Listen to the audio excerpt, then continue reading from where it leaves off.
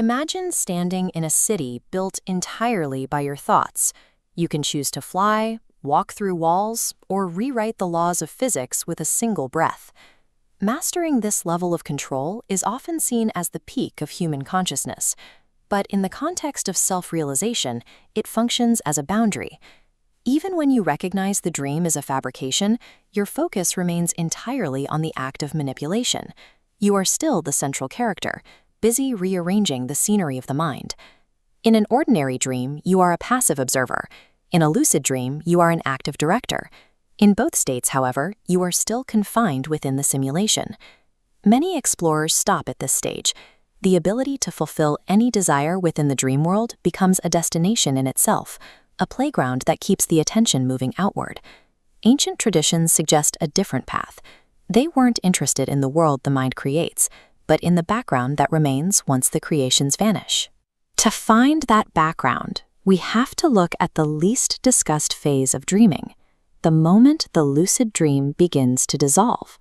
The scenery starts losing its stability, the visuals break apart into dark fragments, and you feel the weight of your physical body returning.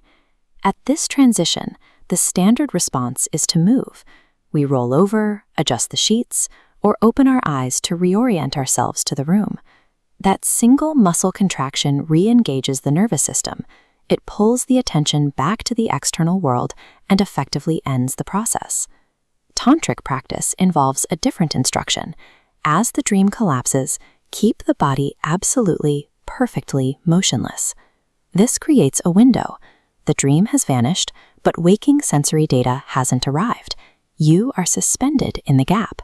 Here, you simply wait, not trying to sleep, nor trying to wait, just observing the absence of input. When the mind has no external world to look at and no internal dream to build, awareness is forced back towards its source. The Bhagavad Gita describes the yogi as someone who stays awake while others are in the dark.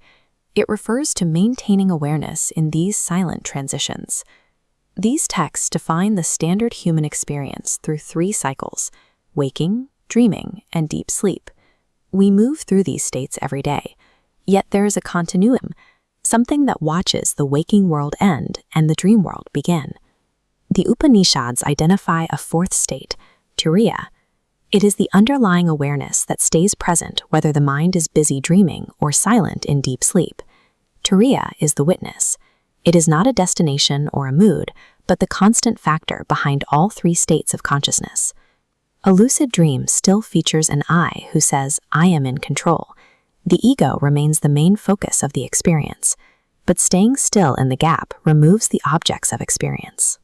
Without a dream to watch or a body to move, the distinction between the observer and the observed begins to fade. Tonight, when the dream ends and the darkness returns, do not move. Stay in that stillness and resist the urge to open your eyes. By watching the space where the dream disappeared, you may find that awareness does not require a dream or even a mind.